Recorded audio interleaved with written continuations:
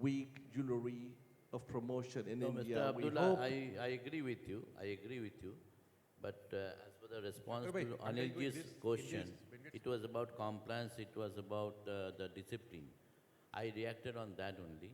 But regarding generating demand and creating interest to the consumer or recreating that interest, yes, we don't need to listen only to him. He is only invited us to speak, not what he wants us to say. We are presenting the industry. We have a safeguard cap to tell the industry what we think. We should speak openly to all of us and say what is the industry in need. I don't need him to ask me a direct question, what about Jahara, how is your successful?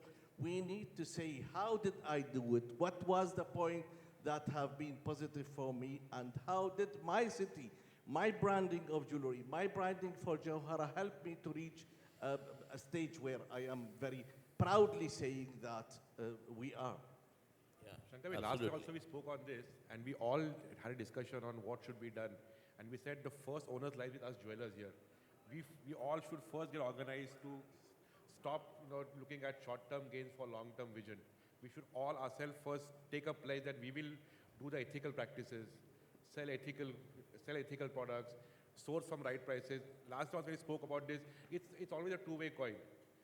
Also not accept cash from the consumer. There are a lot of things which we had said last time, like hallmarking to be done.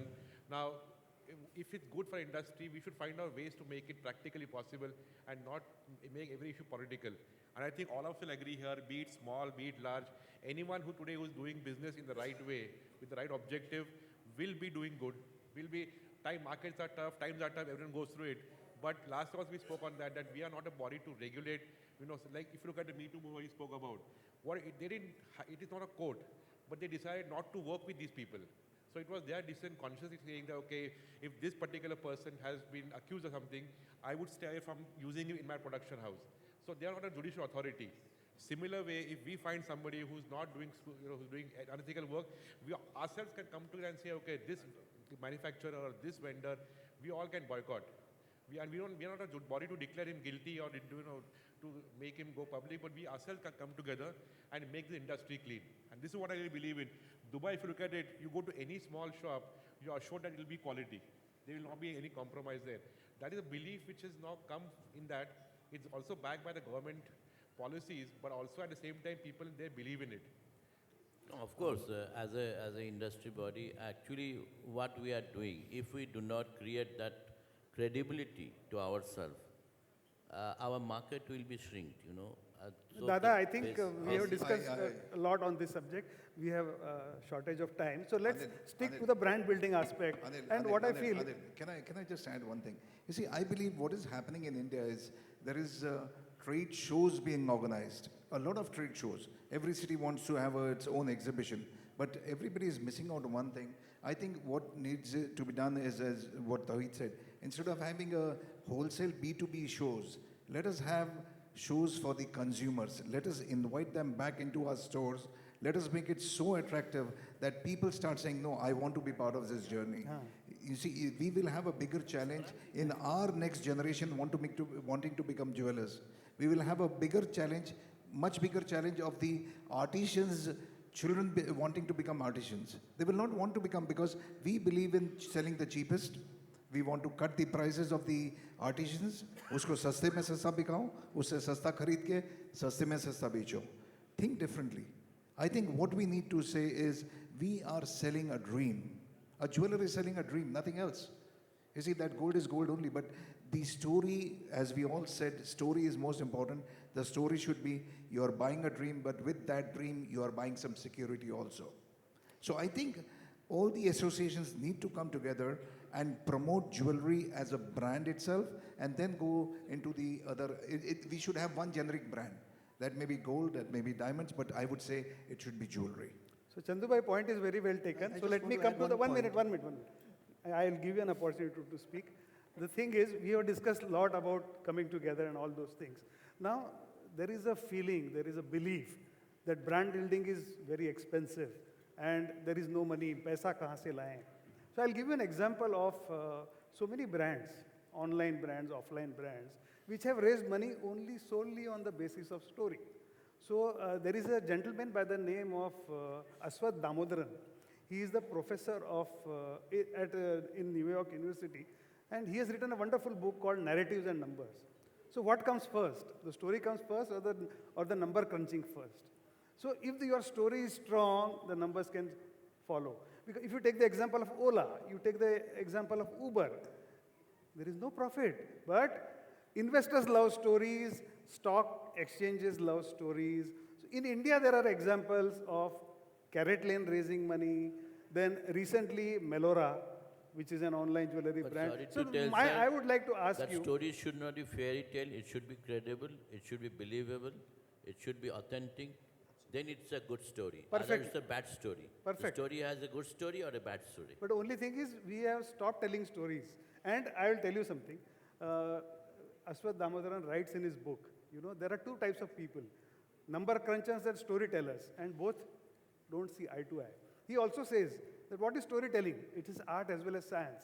Art, because some of us are natural storytellers. And it is a science because the skill can be acquired. And the world over, in companies, people are trained to tell stories, and not just their personal stories, but business storytelling. So I just want to add something here. One of the leading brands. Can you speak into the mic so everybody Sorry, can hear? I'm sorry. Can you hear me now? Yeah. So let me give you a very practical example.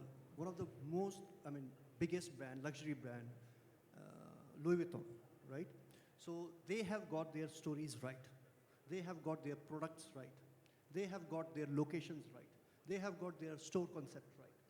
Let me tell you one thing. The day they lose one of their good store managers, their sales falls down by 30%. So you have to be true with your values. You can have very great values saying, don't crack under pressure, and all those stuff. But the point is, are you genuine? How you treat your people, how you train your people, how you treat your customers, So you could have great marketing campaigns, you could have great products, but if you don't believe and what you do is not the same thing, you say, I don't have money to run campaigns. So actually I wanted to say at the end of the presentation that a lot of people will come, say, I can't afford Cristiano Ronaldo in my ad campaign. So can I be tag aware? You could be tag aware. Storytelling most of the time happens in the store when your customer comes in. You have his or her undivided attention in the store. If he's watching a television advertisement or he's reading a magazine, you don't have his undivided attention. When do you have his undivided attention? When he's sitting next to you. That is the time when you tell the story. Yeah, this would be part of the brand building exercise, training your staff. And I tell my staff only one thing. You are ambassadors of this country and my store, both. Because whenever a customer comes here in Dubai, we have majority of them are tourists. So the way you treat them is the impression they will take of this country. And the way you treat them is the impression they will take of my store. So this is part of the brand story. But you see, coming back to what was being discussed, sorry, you wanted to say something? Go ahead, I'll start after you. I'll do it after you. I just wanted to add a little bit to what he said about the store thing, because a large part of what the consumer is buying today is, the product is becoming the smaller part of the whole thing. It's the experience which is becoming larger, and that is where actually the store becomes a very, very critical part. And also the fact that the experience is both inside the store and outside the store. It starts from the moment I start thinking about buying something for a special occasion or buying something which I'm looking at. And that includes both online and offline. So yes, the store is very powerful because you have exclusive access to the customer. But we also need to make sure that the experience is consistent throughout the consumer journey, whether the consumer is online and offline. And today that is a seamless iteration going back and forth. Do you think this could be done as a mohalla? You see, one thing from what she said, the in-store experience is most important. We agree. But you see, what is happening to many of the jewelers who are single or double or 3 or 5 stores, they say, how can I afford this? It is difficult for me to afford. And today morning we saw a fantastic example when Mr. Batra made 4 people lift him and take him there. So this would mean that if we can jointly activate ourselves as a mohalla, there are 10 jewelers in this area, okay, all 10 get together, let us train our staff jointly, our cost goes down, everybody is a winner because whenever anybody comes to this area, they will get a fantastic service from every store. And every store will excel. Whoever has the best stocks, whoever has the best variety will win in the end. That's not a problem, but everybody will get a very good experience. People from outside will come to this area to buy. So I think it would be, in the end, maybe a joint effort of all the trade. Let me To give you add an to that, example. Sachin. Just to add to that, I'm saying India also has the advantage of so much diverse culture. If you just look at Maharashtra, for example, like what we are doing today, Shivaji Maharaj, you incur storytelling of Shivaji Maharaj, what jewelry was born at that point of time. When I'm just comparing Dubai, you have one country to talk about. Here we have every state has a different country in itself. But it's good. And that is what the scope for us is to do so much on that front. Yes, I'm adding to there's you, like, much more things everyone, which can be done. Because everyone has been had lineages before, they have heard stories before. Unfortunately, if you remember our past, we were good storytellers. If you can have any saint, we were good storytellers to talk more. We were weak in documentation. Today we're doing the opposite now. We started documenting things, not talking things. I think this is where India has a huge potential because every state by itself has a different culture, different way of style of dressing, different jewelry, and we can do so much with that. Be it across, be it any category. It's not just jewelry, also costume, because we have history which dates back to 5,000 years, 10,000 years, and now when you see the way even Hollywood is embracing it, there are a lot of movies done on Indian history. India is now going global, so I think it's a great opportunity for us not just to do one India festival, but we can do states, we can do different cultures, different languages here. So I think we all on the same path on this. I think we are running short of time. We need to have question answer session also. But before we do that, Sachin and Amit, they will speak. Let Sachin speak first, then Amit speaks. Just a quick bit, I already have, but thanks. So taking on from what Mr. Abdullah was saying, that you don't need to be a large-scale player. Brand can be created by what you believe. And I think from my perspective, what even Professor Rupal was mentioning about is about being completely authentic to what you think your purpose is. And what Sourabh was talking about, a tactical campaign, is, you see, creating a brand and creating a campaign are two completely different things. And if you're honest to what you think you stand for, it's just starts on a roll. And I think I just want to highlight one more aspect, is that while we're building a future of our industry, it's extremely important that when you look at it from a manpower point of view and the right talent, are we attractive enough as an industry for the right, the right talent to come to our business? And I think that's where a purpose is going to steer the way. And if that's clear, that's to my business house, that's my purpose of what I stand for, your campaign will be aligned, how your staff operates will be aligned, how you will become attractive as an employee will be aligned. So I think it's all connected for really saying what I stand for, what is my purpose, and everything else might just follow. Amit. And I think I just wanted to agree with you. There is a lot of scope in coming together, and people end up gaining even competitive. Somebody was talking about Visa, how to increase credit card business in India. Do you know who's the owner of Visa card? It's competing banks, American banks, who have come together and launched Visa card. And Visa today is among one of the leading brands, in financial sector.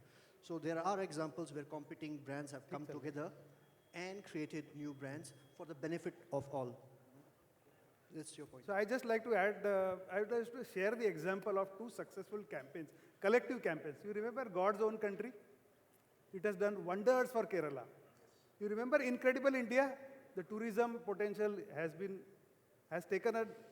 leapfrogged only because of these two campaigns. So on this note, I would now like to take questions from the audience, please. If anybody has questions, please. If you don't mind, I just would like to re-emphasize that usually conferences like this, summits like this, we should take advantage of it, and we should raise certain points that it's your part of duty to cascade that to the end shopkeeper. And I think we should not put people on fear. You're either going to be branded or you are dead next day. That's not absolutely the objective. The objective, branding doesn't have that fearing issue. It can be on the shop itself, either it's 3 by 4 square meter, or whatever size giant of the Bulgari or the high-end jewelry. We should request the people from the government level to the organizers start educating and start telling us as shopkeeper to start building from professors what is branding, what should it consist of, and put the 5 6, 7, 10 points and make them as available in any website of all these organizations. So I know that when I go to start a small shop, I would like to be specialized probably, have to be all these commitment, believing in myself, the package. There should be like a guidelines, and I think our industry is the only industry which can provide life-lasting ever product. Nobody else. Questions, please? Yes, sir. The mic is behind you.